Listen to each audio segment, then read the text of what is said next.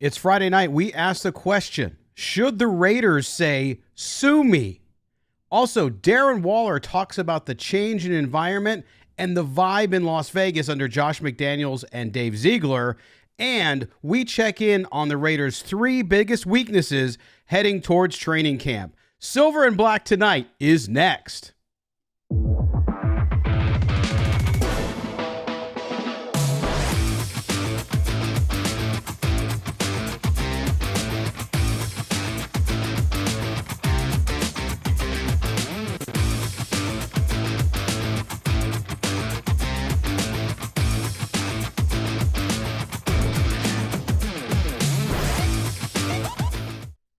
Welcome back, Raider Nation. Welcome back, everyone. Southern California, your only All Raiders talk show. This is Silver and Black tonight. I am Scott Gulbransen, your host.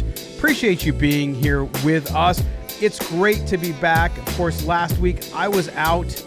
I got the dreaded COVID. Yes, it took me almost 3 years, but it finally got me. Doesn't matter, vaccinated, whatever. I was pretty dang sick. Had no voice, couldn't do a show last week.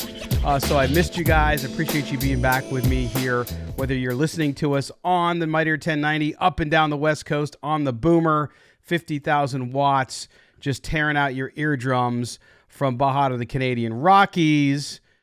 We're glad to be back with you. Or if you're watching us on YouTube, a lot of folks watch us on YouTube on our simulcast. If you haven't already subscribed on the YouTube channel, go do that. That way, if you missed the show or you want to watch it, you could do it there as well. It's at youtube.com/silverblack today, and you can subscribe. Don't forget, hit the notifications button if you would, please.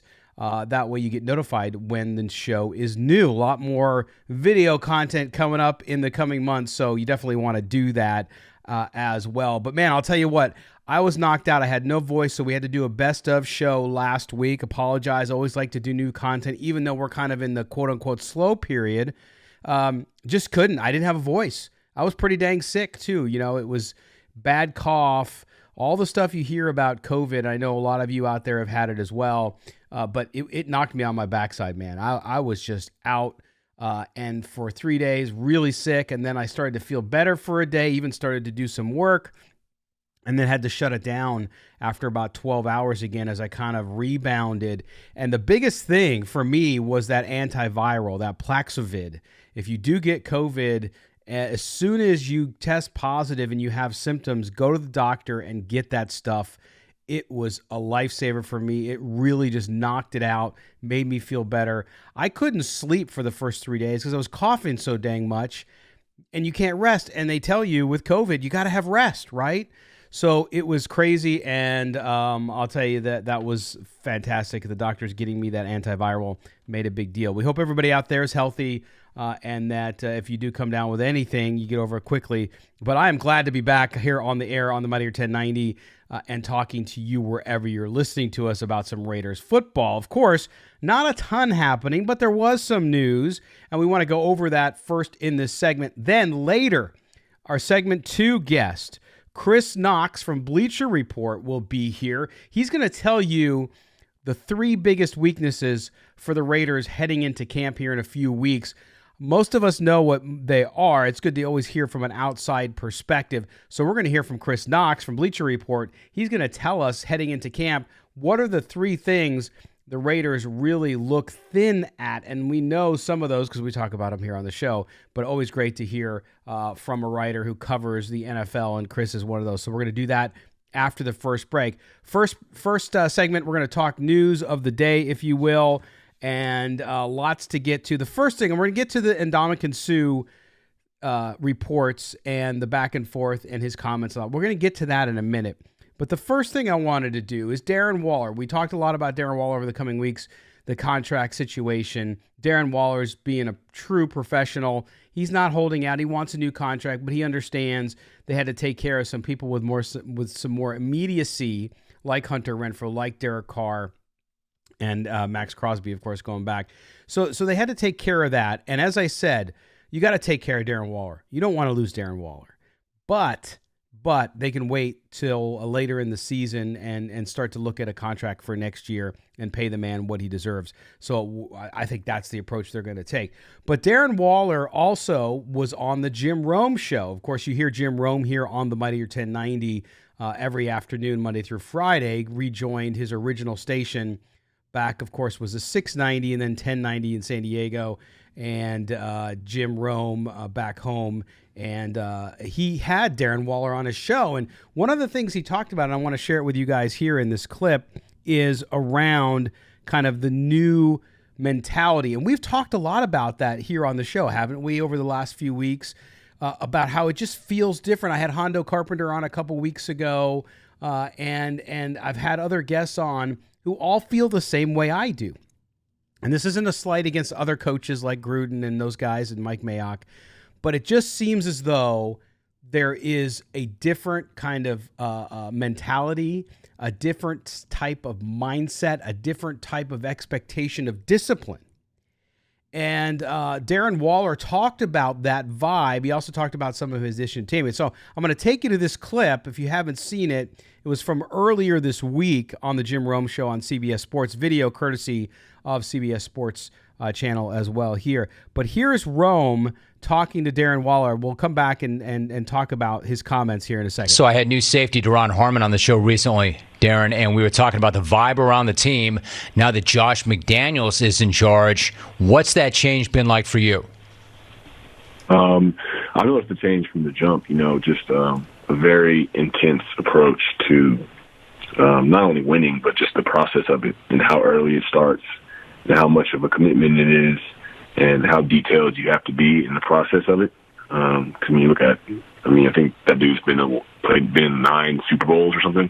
And so it's just like, when people like that talk and share about the process, you listen and you buy in. And so they've been honest, they've been challenging us and creating a high standard for what we're trying to do. And I feel like that's not going to do anything but bring the best out of people.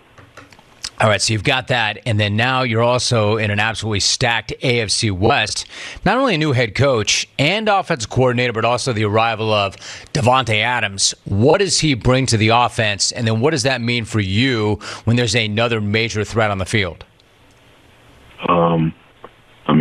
He brings megastar ability, and the defense can't help but notice and, send the troops at a guy like that, But it's just also really just by getting to know him, just a very calm demeanor. And, a guy that doesn't need somebody to set a standard for excellence for him. He's going to go and do it himself. That's been inspiring to be around. So I'm excited to see, just how we all on the offensive side complement each other because we have a lot of guys that can really get things done. And, as long as guys, stay in the game and bring a level of unselfishness to it and see the value in how you run your route to maybe get somebody else open or free someone else up. Like, if we can keep that attitude, I feel like there'll be incredible balance and it'll just be a fun year, especially just for our side of the ball. Well, there you go. There's Darren Waller on the Jim Rome Show. Thanks to the folks at Jim Rome for the clip. And boy, a couple things. Let's sort of unpack what he said there. Number one, the kind of vibe, right? The idea that when he walked in, he noticed it immediately. And this is what we've heard from not only my brethren and sisters in the media, but also from players consistently. When they talk to us, they say, listen, there's a different mentality here. These guys they've won 6 Super Bowls, been to 9 Super Bowls. There's a different expectation. And the one thing that I keyed in on that he talked about there, and I don't know if you did as well, which was the idea that to win, you start thinking about that and preparing for it much earlier than before. And I think that's huge. And that's the difference, right? The difference isn't, hey, okay, you roll into camp and you start to think about it and you start to get together and you start to focus on what your goals are for the season. These guys, the expectation was set early from Josh McDaniels that they're going to come in, and if you want to win, the expectation is the hard work begins yesterday, right? And so that is huge. The mindset and the mentality around this team, around this coaching staff, around this front office, night and day. Again, not a slight on anybody. That's just a different mentality, and they're building a different culture there. We've heard that numerous media reports this week. People who visited the Raiders facility in Henderson have talked about this. So I think that is a big deal. And Darren Waller, clearly, these are all guys that want to win. They've been around it. They've had a taste. They've seen some excitement. The offense has gotten better. There's no question. Davonte Adams, he talked about what that means. And Darren Waller's been very consistent with that, too. He's talked about, I don't care listen, they're going to have to account for Davonte Adams. They're going to have to account for me. They're going to have to account for Hunter Renfrow, okay? There's going to be guys open. You can't double, triple team all these guys. They have a multifaceted monster at receiver, right? At receiver, at tight end. And this gives them a distinct advantage. Now, we'll talk about the offensive line later in segment 2, but still, you could see Darren Waller, he understands, and the expectation and how these guys are saying, and it's not a concocted script, and that's why they're saying all the same stuff. This is the expectation. This is why I am so bullish on Josh McDaniels in his second stint as a head coach. His first aborted stint, you got to throw it away. He learned from it. He's talked about that numerous times. But you just get the sense that they're on the precipice of something exciting. I don't know if the Raiders are going to go to the Super Bowl in year 1 under Josh McDaniels. I'm not saying that. Could they? Possibly. But it doesn't matter because he's setting the table. They don't have all the pieces yet, but they're getting close. They have a lot of pieces. This team is a lot better than people are getting them credit for, at least some people. And even in the AFC West, people are enamored again for the umpteenth time with the Chargers, who never deliver. They never win. They never fulfill that lofty expectation of all the potential, even though they've spent more than the Raiders in 2022 in the division. But still, it doesn't matter. It's what you do on the field. And I'll take Josh McDaniels because he's been there. Yeah, not as the head coach. I get that. He's got 6 rings. For those of you watching, I held up 4 fingers. 6 rings. Now I'm holding up 6. So that was really interesting from Darren Waller. I wanted to share that with you. With the time we have left in this first segment, I want to talk about the whole Ndamukong Suh situation, right? So we know this week, Ndamukong Suh, it started to leak out. We had some reports about the fact that there was mutual interest between him and the Raiders. Of course, Suh played for the Buccaneers last year, played in 17 games, 13 quarterback hits, 6 sacks. Not his best season. He's not an elite player anymore, but he's a damn good, solid veteran in the middle, right? So he talked about that. Then there was his interview on ESPN where he talked about the Raiders a little bit.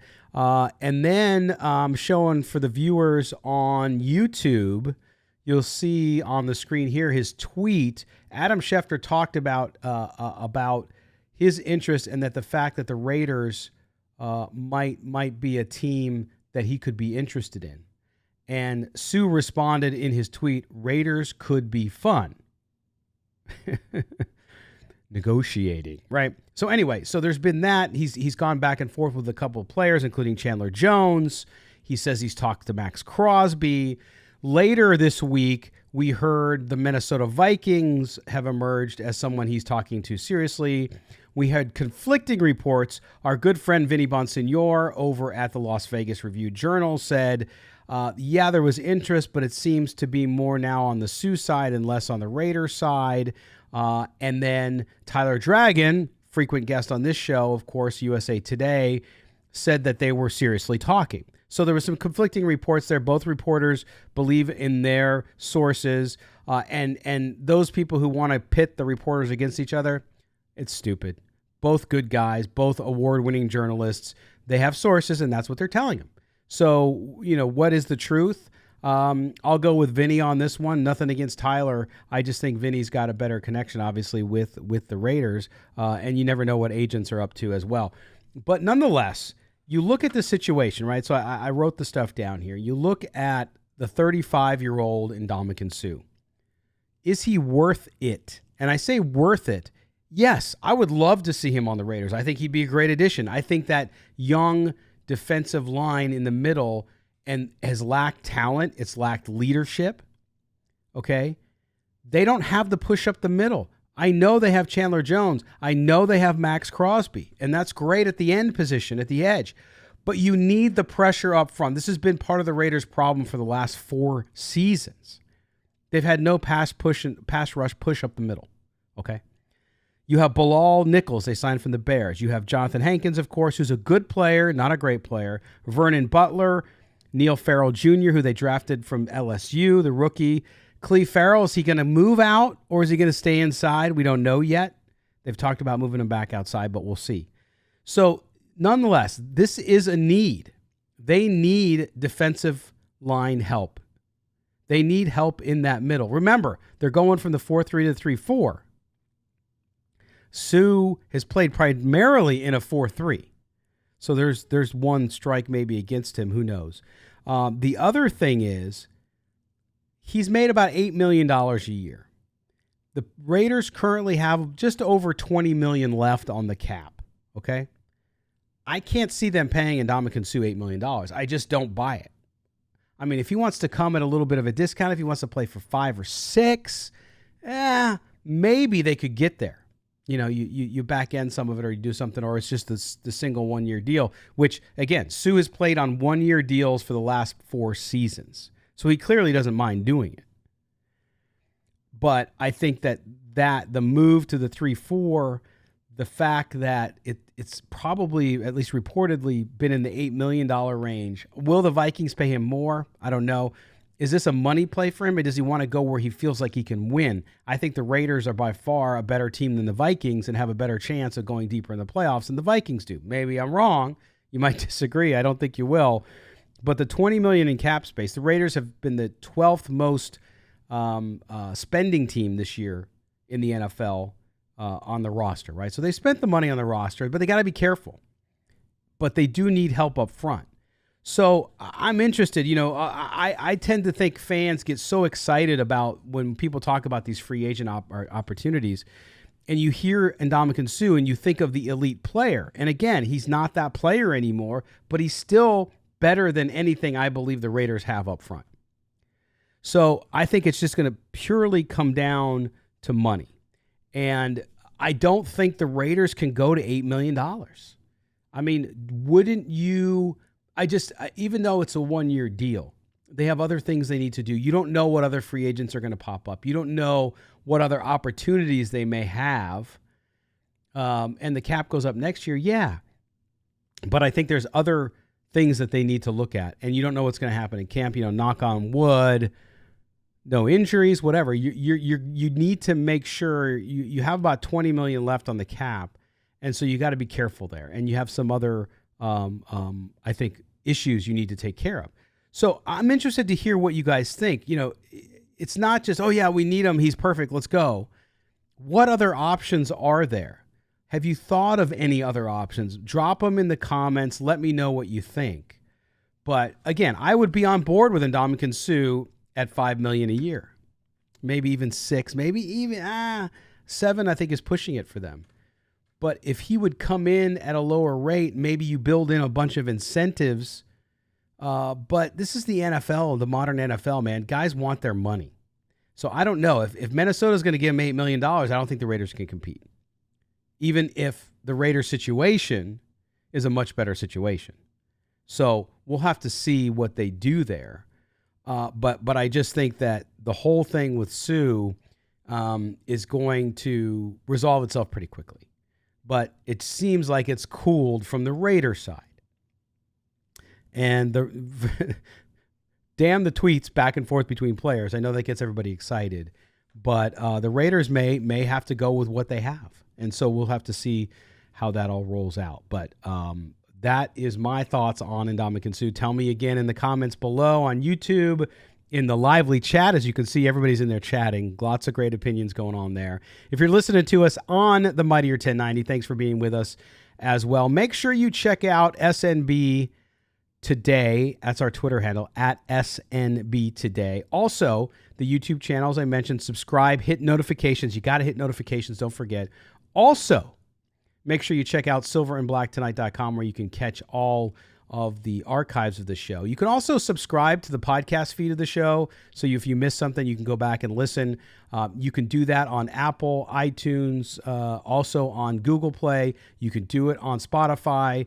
You can do it wherever you get your podcasts, and we appreciate that. All right, we're going to step aside for our first break.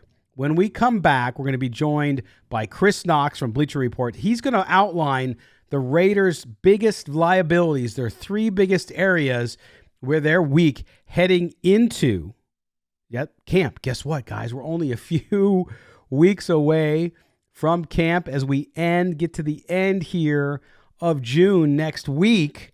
Woo! That means we're about 4 weeks out from NFL training camp. I know all of you can't wait for that. Again, follow me on Twitter, by the way, at LVGully. My partner, Mo Moten, who is on his summer hiatus, he will be back soon in a few weeks. But make sure you also follow him on Twitter at MoeMoton. Mo Moten. That's my guy. All right. We're going to step aside. When we come back, Kristopher Knox from Bleacher Report will be our guest, and we will continue talking about Raiders football on Southern California's only all Raiders talk show. That is Silver and Black tonight. Don't you go anywhere. One knows. When it comes to NFL football, Raider Nation is the #1 pro football team in SoCal. Disagree? Tough. Talk Raiders every Friday at 6 p.m. on Silver and Black tonight. Only on the Mightier 1090 AM.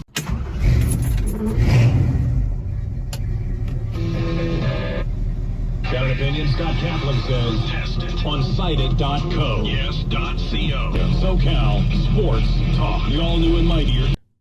All right, welcome back. Silver and Black tonight here on the Mightier 1090 Southern California ESPN Radio. Thanks for being with us. We appreciate you, and certainly appreciated the first segment where we talked about Ndamukong Suh. We heard from Darren Waller on the Jim Rome show.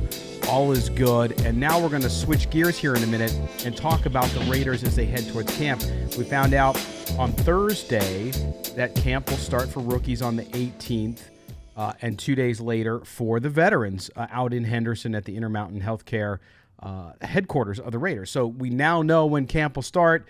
I was thinking it was going to be the week after that, but they clearly want to get out there. And that new regime, Josh McDaniels and Dave Ziegler, they're not fooling around. They want to get that team into camp and get working on the 2022 season. So we're going to talk about that leading up to that and what the Raiders need to find out about camp in a minute. By the way, if you can, do me a favor. I don't know if you've checked it out yet. I talked about it a few times on the show here. My new show, it's not sports related, but I know a lot of fans of the show are also music fans. Check out our new Rock Mysteries podcast, which you can download anywhere you get your podcast. We explore the demise and some of the mysteries around famous musicians, everybody from Kurt Cobain to Tupac Shakur to Sid Vicious. Check it out. Season 1 has just started. We have 3 episodes, a 4th one dropping later this weekend. So check it out. And you can see here, go to the website, rockmysteries.com, and check it out, and then subscribe to it on your platform. If you go to our Patreon page, which is patreon.com/rockmysteries, you can actually support us there and get early access to the episode along with some swag. So we would appreciate you checking that out. All right, joining me now, glad to welcome Kristopher Knox. He's a writer for Bleacher Report, writes about the NFL and other things too, but we're going to talk to him obviously about the Raiders today. Kris, thanks for joining us tonight on Silver and Black tonight here on the Mightier 1090. Thanks for having me. All right, so let's jump in. You did a great piece up on Bleacher Report about the Raiders and really the 3 big question marks and weaknesses heading into training camp, which we now know for the Raiders will start on July 18th. And you can find a link to Kris's story right below in our description on both the podcast feed and on the YouTube channel. So, Kris, this first one that you identified as one that all of these are no stranger to Raider Nation when you think about it, but the Raiders' pass rush has been a problem for several years, especially in the middle. Fans are excited because of the addition of Chandler Jones to go on the other side of Max Crosby, who they signed to a long-term deal. But they have never been able to get that consistent pressure up the middle. Talk a little bit about that weakness. Talk about the defensive line for the Raiders, what they have rolling into camp, and how they might address it.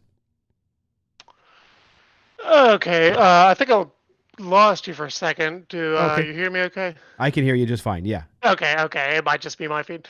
Yeah, so I think the addition of Chandler Jones obviously does have people excited, and for good reason. He's still a top-tier edge defender, and I think he's going to be quite excellent opposite Max Crosby. Where I get a little concerned is, like you mentioned, the depth on the interior.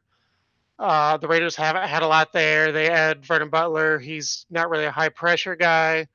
They've been trying Cleveland Farrell at defensive tackle. We'll see how that goes. I'm optimistic in Patrick Graham's system that he can kind of move in and out from the edge to the interior and provide a little bit of depth there. And I think really Bilal Nichols is a really underrated addition. He can swap from end to tackle. He's at 8 sacks, I think, over the last 2 years. Not really a high sack number guy, but he can come in and bring pressure. Depth after that, though, is questionable. The depth at end, well, I guess outside linebacker, if they're in 3-4 base, is quite questionable. We haven't seen a lot from Farrell since he's been drafted. So I don't know. You bring in Kyler Fackrell. He's kind of, just a rotational guy. I don't see a lot there. So I think they're really banking a lot on Crosby and Jones staying healthy.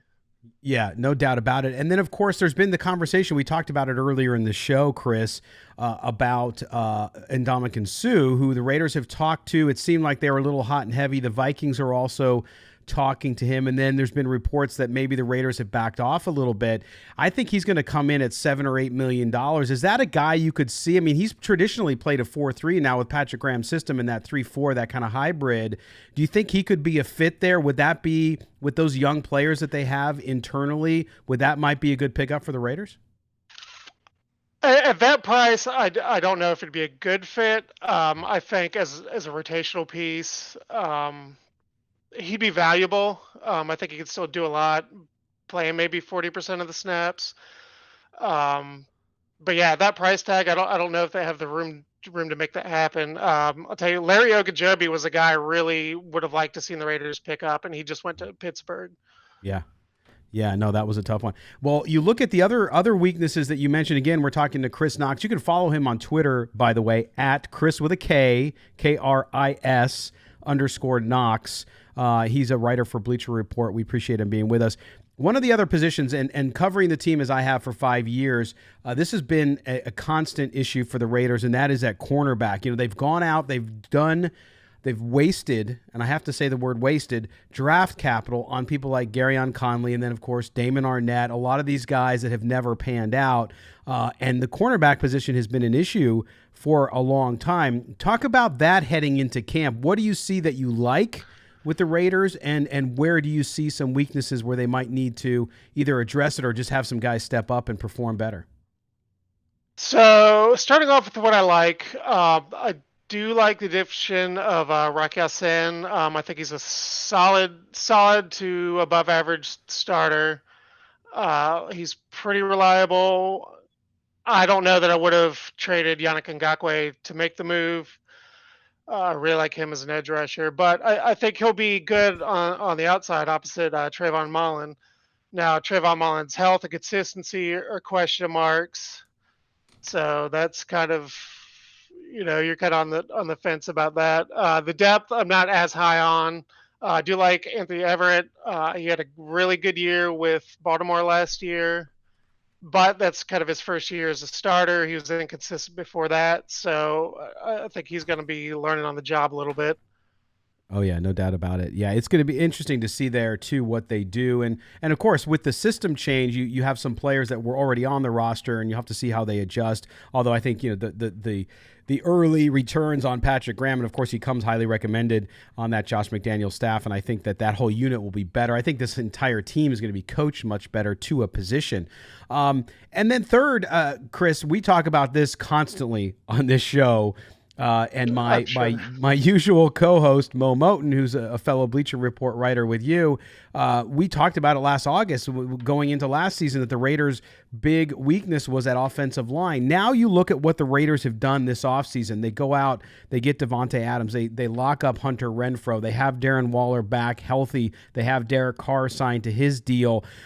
This team has the opportunity to really have a high-powered offense. They have all the skill position players to do it, but that offensive line, especially on the right side, where we just don't know if Alex Leatherwood's going to pan out yet, going back to right tackle, that could derail them. What do you think about that offensive line and how they're going to do it? It seems like Josh McDaniels thinks he's going to coach them up and that they'll perform better than they did under the previous regime. What's your take on the offensive line heading into camp?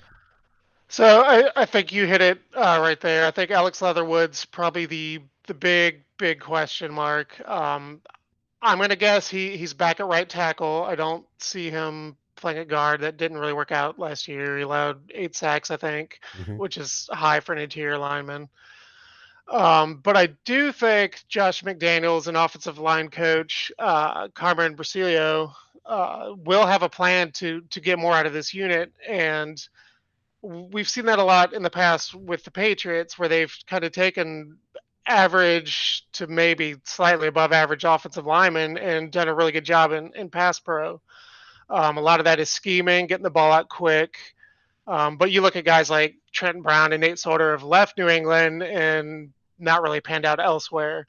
So I think scheme's going to have a lot to do with it. We've seen Carr a lot of times. He can't get the ball out, and he's going to have 3 real go-to guys in Waller, Adams, and Renfrow to get that ball out where he wants it. So hopefully it's not 40 sacks again this year. Well, and I know that's the thing with this team, and the excitement around the offensive pieces are there. But, as you know, covering the sport, the NFL, you got to win in the trenches. You got to win, and we talked about it as one of their weaknesses up front on defense, but on offense, you got to be able to do it. You have the left side, obviously, he can rely on, Derek Carr, but that right side will be interesting to see what goes on. Now, with this AFC West, Kris, I want to get before we let you go, I want to get your comments on this and your analysis, which is the AFC West. You saw what happened in the division this offseason from Russell Wilson going to Denver, of course, to the Chargers getting Khalil Mack and signing who they did. The entire division just kind of went a little bit crazy. And I think, not just trying to play to the Raiders audience here, but I think that the Raiders have kind of gotten the least amount of credit, even though they've improved themselves greatly. When you look at that, and I think they're being a little bit underrated because a lot of people are looking to Denver to see how that works, and a lot of people are, again, favoring the Chargers. But when you look at that division and you look at the Raiders and what they've done, how competitive do you think they're going to be in the division? Can they win that division like many of the fans think they can? Can they win the division? Absolutely. I don't know if they're the favorites at this point, but I think you're correct. They're being underrated. I think that's a product of kind of the Raiders' recent history of from season to season being consistent. Also having a new head coach in there, and Josh McDaniels, his tenure in Denver wasn't spectacular, to put it mildly. So I think there's some uncertainty there, but you're looking at an offense or a team that ranked top half of the league in offense and defense last year, made the playoffs despite all the things going on away from the field. Now I think you're right. They will be better coached up in a lot of areas. So, and then on paper, I'd say they're a more talented team than they were last year. So you're looking at a team that already went to the playoffs, theoretically is better, if everyone stays healthy and all the normal things. So yeah, I could see them going toe to toe with every other team in the division. And I think the division to a degree is going to kind of eat itself. And you're going to see a lot of teams in that 9, 8, 9, 10 win area when it's all said and done. So sure, absolutely. They can win the division. Do you think, Kris, that the AFC West is the best division in football now, or where would you put it or rank it? from top to bottom, it's hard to argue that it's not really. You've got, yeah, I'd say for sure. AFC East has got a couple of good teams and a couple of teams we don't know what they are yet. So Yeah. that's kind of the only other one I'd put up there. Yeah, the entire AFC, I think, is nuts, right? I mean, you look at just how competitive it is, and you look at the young quarterbacks in the league and the talent that is done there, including Baltimore, of course, and Cincinnati as well. There's just so much going on, and it's going to be interesting to see how that whole AFC West pans out. Kristopher Knox from Bleacher Report. You follow him on Twitter at Kris with a K, K-R-I-S _Knox. Kris, man, thank you so much for being with us today. We appreciate it. Thanks for having me. Have a good one. All right, there you have it. The big weaknesses going into camp. I don't think any surprises there, of course, but I do think that some of these will be answered in camp, right? I mean, we're at this point in the off season where we have about a month now, just under a month to go until we hit camp on July 18th with rookies for the Raiders. So we're guessing, and I understand that, and we're not going to make wild guesses. We're not going to make wild names, but I will tell you that there's going to be competition there, and you never know. This whole new coach, that is the big wild card to me, folks, is that coaching staff. Because you heard Josh McDaniels talk about Alex Leatherwood on offense, which is one of the weaknesses that Kris identified. And with that, he thinks he can coach him up. So they're seeing something on film with some of these guys because there's some positions they didn't necessarily go out and spend a ton of money on, but the Bilal Nichols acquisition, which Kris called really underrated, we'll have to see. I think he can be good. Are these people going to be the stars you need them to be? I shouldn't say that. You don't need stars. What you need is solid production, consistent pass rush, and push up the middle, right? If you can get that with the rotation of Nichols and the rest of them, Cleve Farrell if he stays inside, okay? Jonathan Hankins. If you can get that from those guys, then you got Mad Max, you got Chandler Jones, you have that pressure there. And it's going to have to happen because if you look at the AFC West, now I'm just going to focus on the West. If you look at the AFC West and the quarterbacks of the AFC West, and I know some of you want to malign Russell Wilson. I still think Russell Wilson's a hell of a quarterback. But you're going to have Russell Wilson, Justin Herbert, and Patrick Mahomes in the division. You're going to have to pressure the quarterback successfully if you're going to win the division, which I think the Raiders can do. There's no question they can do it. They have all the talent to do it. So you're going to have to be able to do that. If you're going to do that, you're going to have to get that push up front. There's just no question. And so you can't just get it from the edge because what will happen is if you're not getting anything up the middle, then they chip down on Max and up on Jones and they stop those guys. Or if they push those guys on the outside because they're not getting anything in the middle, then they just can't get to the quarterback. We saw that with Ngakoue last year, right, a couple times. As well as he played at times, there were times he just couldn't finish, right? He couldn't get to the quarterback because he had no help. And I think this is one of the question marks on defense. Now, the other question mark on defense, the cornerback position, which he mentioned, and some good acquisitions there. And you want to see Trayvon Mullen make that next step. He has to make that next step. And I think you'll see this with Josh McDaniels too, is there's none of these guys being thrown out there and they're underperforming and they stay playing, okay? They'll take those guys out and they'll put somebody in and give them the opportunity. Now, we'll see how camp goes. I think we're going to have some surprises when we roll around to July 18th and we start up with the rookies and then a couple days later with the veterans and through camp up until August 4th, which is the Hall of Fame game and the Raiders' first preseason game at the end of camp. So I think we're going to see surprises. I think we're going to see players perform well. And, of course, there's always camp superstars that doesn't necessarily translate to the field. But I do think the Raiders have the opportunity with men on the roster to try to see if they can get more out of them. Now, there's always the possibility of some acquisition. We talked about Suh throughout this show. And I'm not closing the door, but Kris agreed with me. $8 million probably not going to happen. When you got $20 million on the cap, I just don't see them doing it. Okay? So if they can't get Suh, then what can they do? Ooh, I'm rhyming again. By the way, I have to make a joke real quick. Just a quick respite here. For those of you watching on YouTube, If you notice the chalkboard behind me, I always put the message board up here with the guests and the topics for the show. And if you'll notice, it says June 22nd. I made the sign on June 22nd a couple days ago. And the show's the 24th. So usually I have the date right. I blame it all on the COVID mental fog. But I just had to point that out because I saw it. But anyway, back to the team. So the cornerback position, we'll see there, Trayvon Mullen and others, and what they're able to do. Secondarily, I think at safety, Jonathan Abram, what's he going to do? How's he going to perform? It's a make or break year. They didn't exercise the option. I think he's gone.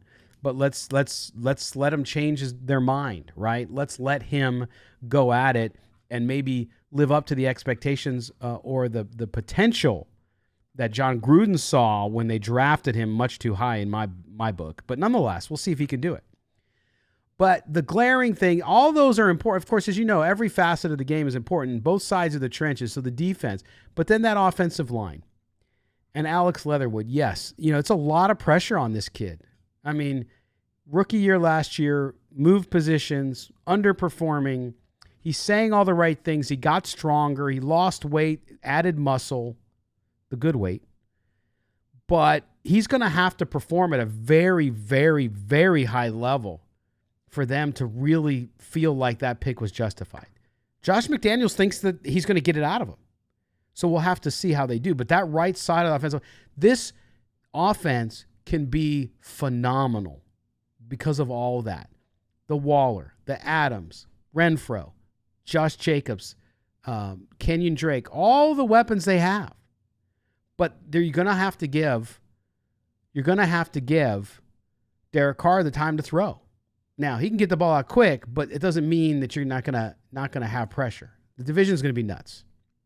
The schedule's nuts. And the Raiders are going to have to figure out how they are able to build that offensive line into a unit that's going to protect their quarterback and allow him to move that ball around to that three-headed receiving monster in the slot with Renfro and on the outside and wherever they line up Waller. So it's going to be fascinating. I think this camp really is going to be fun. Like there's pressure to address those weaknesses that we talked about with Kris, but at the same time, there's so much to be hopeful for. So I think that will be something to watch out for our camp. And of course, we're going to cover that.